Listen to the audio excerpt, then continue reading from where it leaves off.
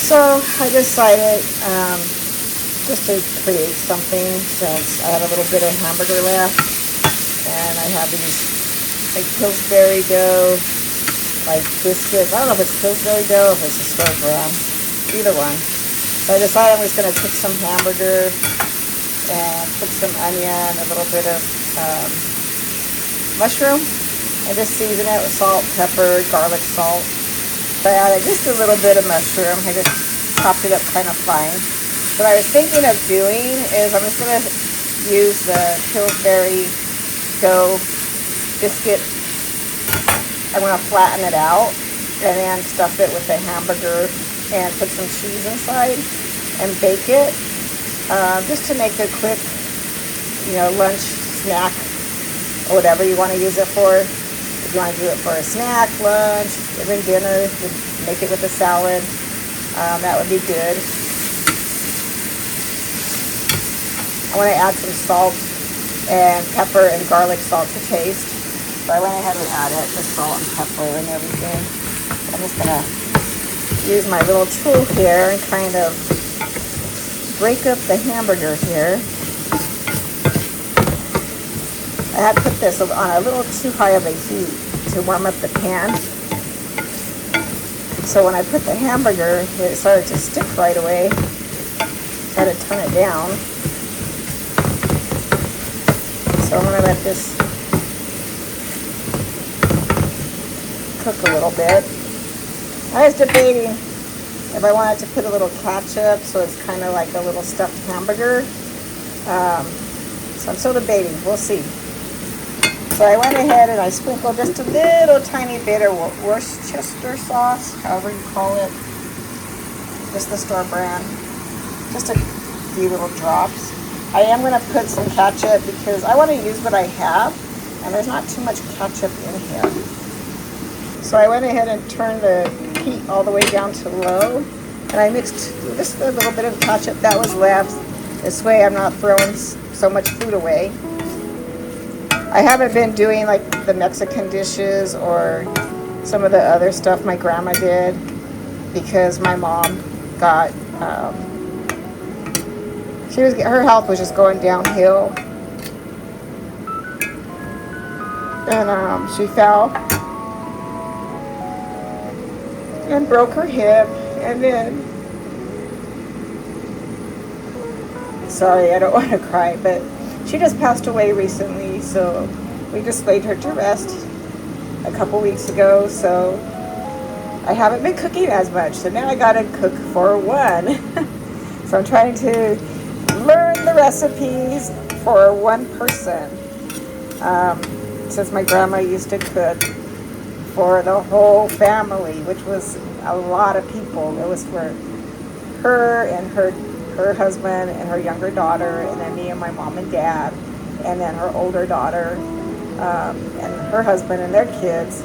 So she was always cooking for a big family, and if they weren't here to eat, then she would make it and take it to their house. So I'm going to try to do a little bit here and there. Some of it might be her recipes, some of it might just be stuff I come up with, and then I also might post other things just that I think might be interesting. Sometimes I do crafts,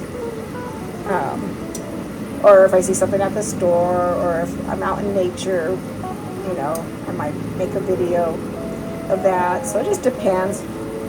So what I did, because like I was cooking just for me and my mom, and a whole can of biscuits is just too much. So I had taken them out and froze them, in a little Ziploc bag. And then now I took them out and they defrosted pretty quick. I think it was like 30 minutes. So this way, if you're like one person or two people and you don't make a lot of food, you could always freeze the rest of the biscuits. So this way you're not paying more to buy a little tiny thing when you could buy the actual size and just freeze it and use it for different things. So what I did is I went ahead and just put a little bit of flour, because they are sticky, and you could use your hands to either press these out, or you could use a rolling pin, or if you have a little glass jar, you could carefully make sure it's thick, it's not a thin thing, and roll it out. Or you could even use like a little, if you have kids, use a little plastic cup, just put some flour on it so it doesn't stick, and you could just use that to roll it out. So I just used the cup, kind of went to the edges on the plate. Actually, the plate worked really well, like for the size. So what I want to do is I'm going to go ahead and fill this with the hamburger and then put some cheese and seal it so it looks like a little handheld pie. So I went ahead and I put a few spoonfuls of the meat in there, and I had just a little chunk of cheese, tiny chunk of cheese, and I shredded it. So I'm using Kobe Jack. You could use whatever you want. That's your preference. You could do mozzarella, just straight up cheddar, parm, whatever you want to use. You could even use the Mexican cheeses if you want. But because I put ketchup in here, it's kind of like gonna taste more like a hamburger. So I'm putting Kobe Jack. So what I did is I got a little cup of water, barely wet the edges, and I just started pinching the edges together. If you have a better way of doing this, then go for it. This was my way, and I'm just doing this really quick. It's like I was being lazy today, and I didn't even get dressed yet, and it's already 11th, going to be 11:30 actually. So I'm going to poke with a fork a couple of holes, or with the knife I could just pierce a couple of holes on the top. I just wanted to show you how to change the view of the camera here. So I did put some flour on here. This would be fun for the kids because then it's easy to cook or do. You can just let the meat cool down a bit so that the kids could fill these up.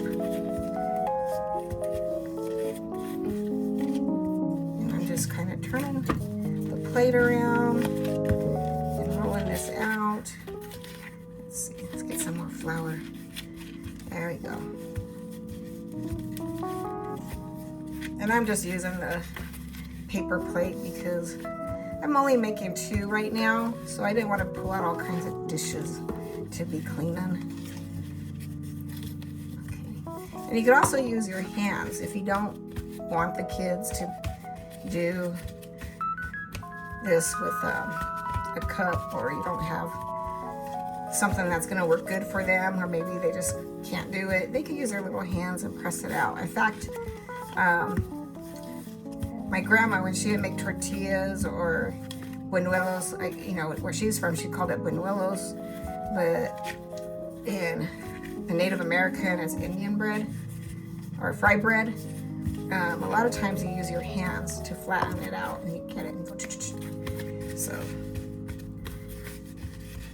I don't know if this one's gonna stretch out as much as the other one. Hey, sorry for my crappy nails. I bought some nail polish the other day and I thought it was really pretty. Oops, I got some seasoning. I had dried some basil. I had basil hanging up here drying. And I thought the nail polish looked really cute. And when I went to put it on, it went on really thick and it got all bubbled. So I was like a little depressed with that.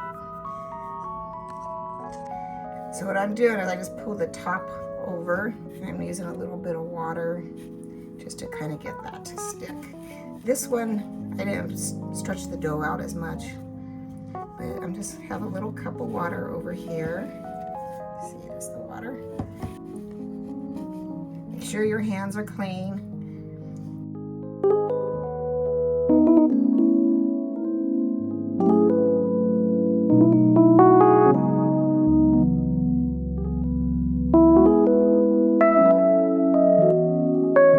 I'm just dabbing this with the egg wash just so it gives it a little bit of a shine. And you can see the burnt area. I have made a bunch of cookies. It was a while back and I was just so tired by the time I got to the last batch. I thought I was done. I thought I was already cleaning up stuff and all that, and I had one batch left and they burnt to a crisp and they left stain on here. I also noticed it kind of peeled it up. So I don't know if I'll be using this pan too much longer since there's like one right there that's kind of peeled. like they're done. I guess if I want it a little more brown, I can. But I did flip underneath to look, and they're pretty brown underneath. So I don't want to cook it too much more because I don't want the bottom crust to be like all hard. It's cooling down. It's still hot. I just cut it open. You can see the cheese in there. If you want, you could put some ketchup on the side and dunk it. I don't know if it's too hot to bite into yet. Yeah, I feel hot, but it's good. So, yep, came out pretty good. I don't need no ketchup to dunk it in because the ketchup is in the meat. But if you're little ones, or if you like it like that, go for it. Or if you want barbecue sauce.